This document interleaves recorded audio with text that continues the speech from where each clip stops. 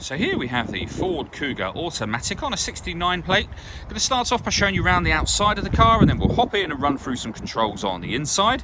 But from the outside you can see it's a 5-door car with alloy wheels and tinted windows. Let's start off inside the boot and then work our way around the rest of the car from there. So the tailgate on this car will open electronically. You can do that from the key or from the tailgate itself. As we approach the back of the car, you can see we have reversing sensors. Plenty of boot space as well, along with that 60-40 split folding rear seat should you wish to increase this space even further. Okay, so we're just going to work our way back round to the front of the car and then we'll hop in and run through some controls on the inside. But now that we've done a full circle of it, you can see it's in excellent condition the whole way round. Just briefly before we climb in, I think it's well we're seeing the interior from this exterior point of view. There's plenty to run through on the dashboard, so let's hop in and we'll do that right now. Okay, now that we're inside the car, we're going to start with the dials. On the left-hand side, we have the rev counter, and on the right-hand side, the speedometer. At the bottom in the middle, we have the fuel gauge and coolant temperature gauge, and above that, the main trip computer section for the car, which includes the total miles. They are 12,389. To the right-hand side of that, it will show you what gear this car is currently in. We're in neutral at the moment. And then above that, we have a digital readout for the speedometer. You can change the information that's displayed there by using buttons on the steering wheel. There's various bits of individual trip computer information, as you can see, or you can have these 4 pieces of information all displayed simultaneously. And the button that I was using to do that is just here. Beneath that, we have cruise control and speed limiter. Over on the right-hand side, we have stereo and phone controls, including voice activation for the phone just there. Over in the center, we have the main touchscreen. So this is where, amongst other things, you can access your satellite navigation. There's a full video showing how this works on both our website and also on our YouTube channel as well.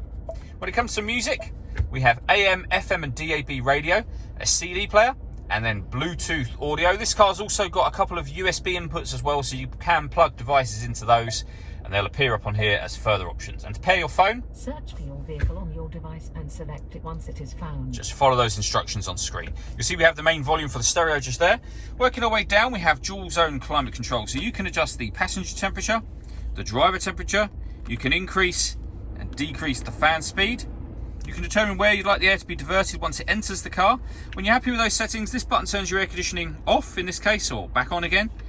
Or hit auto, and in doing so, the car will now take control of the fan speed and the direction of the air to maintain those temperatures for you.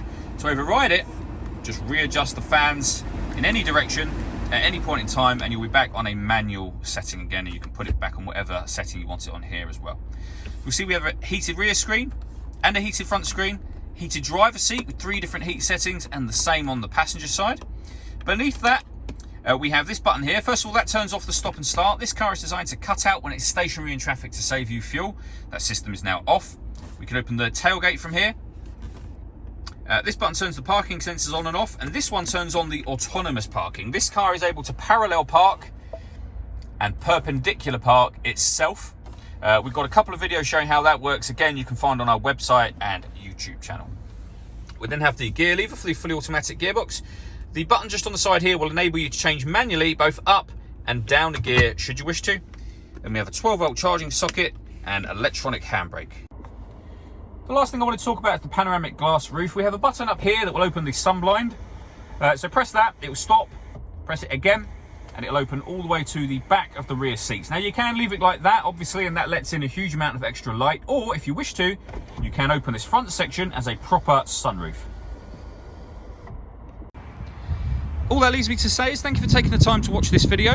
If you'd like to come see the car in person and have a test drive, please feel free to call any of our MJA sites. We'd love to hear from you soon.